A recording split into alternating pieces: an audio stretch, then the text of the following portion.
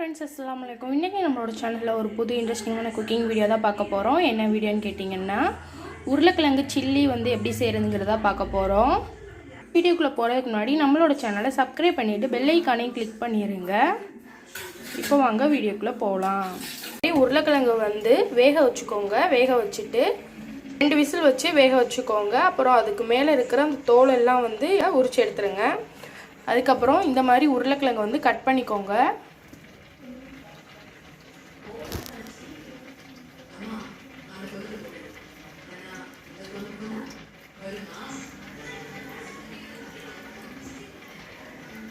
இங்கே பாருங்கள், இந்த மாதிரி கட் பண்ணிக்கோங்க. இதே மாதிரி எல்லா உருளைக்கிழங்கையுமே கட் பண்ணிக்கிறலாம். இஞ்சி பூண்டு பேஸ்ட்டு 1 ஸ்பூன் எடுத்துக்கோங்க. 1 ஸ்பூன் சேர்த்துக்கோங்க. மஞ்சள்தூள், தேவையான அளவு உப்பு எடுத்துக்கோங்க. 1 ஸ்பூன் மிளகாத்தூள் சேர்த்துக்கோங்க. காஷ்மீர் தூள் 1 ஸ்பூன் சேர்த்துக்கோங்க. 1 ஸ்பூன் எண்ணெய் சேர்த்துக்கோங்க. ஏன் எண்ணெய் சேர்க்குறோம்னா அப்போ தான் மசாலா உதிராமல் இருக்கும் உருளைக்கிழங்குலேருந்து. இப்போ நல்லா மிக்சிங் பண்ணிடலாம்.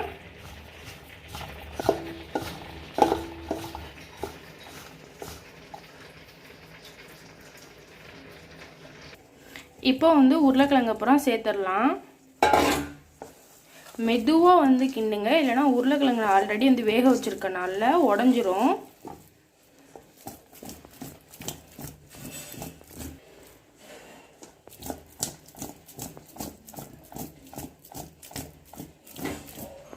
இங்கே பாருங்கள், மசாலாவோட நல்லா பெரட்டியாச்சு உருளைக்கிழங்க.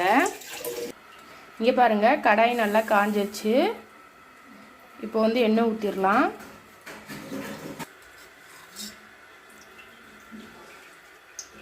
ரெண்டு ஸ்பூன் எண்ணெய் சேர்த்துக்கோங்க. எண்ணெய் நல்லா காயட்டும். எண்ணெய் நல்லா காஞ்சிடுச்சு. இப்போ நம்ம கடுகு போட்டுடலாம். கடுகு நல்லா பொரியட்டும். இப்போ வெங்காயம் சேர்த்துக்கோங்க. ஒரு வெங்காயம் நீள நீளமாக நறுக்கி வச்சுருக்கோம், அதை சேர்த்துக்கோங்க. இப்போ கருவேப்பிலை சேர்த்துக்கோங்க.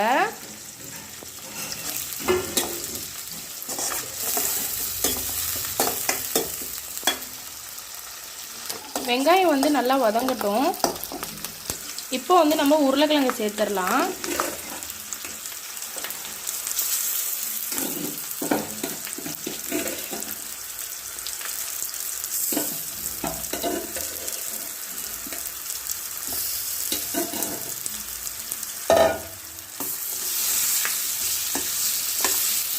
சேர்த்துட்டு நல்லா இந்த மாதிரி கிண்டி விட்டுருங்க.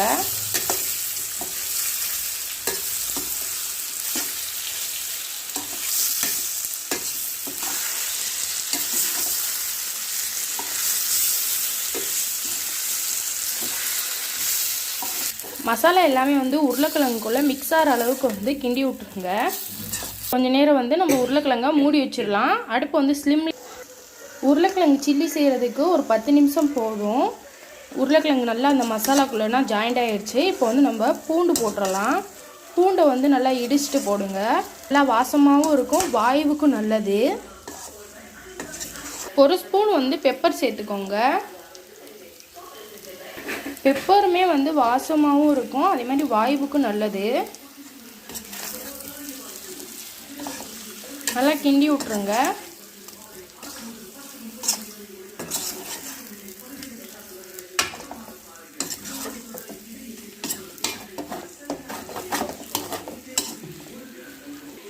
உருளைக்கிழங்கு சில்லி ரெடி ஆயாச்சு. நம்ம லாஸ்ட்டில் மல்லிக்கீரை போட்டுட்டு இப்போ நம்ம அமர்த்திடலாம்.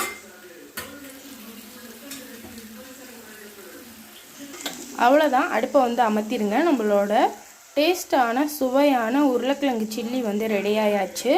உங்களுக்கு இந்த வீடியோ பிடிச்சிருந்துச்சி அப்படின்னா லைக் பண்ணுங்கள், கமெண்ட் பண்ணுங்கள், ஷேர் பண்ணுங்கள். முக்கியமாக சப்ஸ்கிரைப் பண்ணிவிட்டு பெல் ஐக்கானை கிளிக் பண்ணுங்கள். பாய் ஃப்ரெண்ட்ஸ், அஸ்ஸலாமு அலைக்கும். நெக்ஸ்ட் வீடியோவில் பார்க்கலாம்.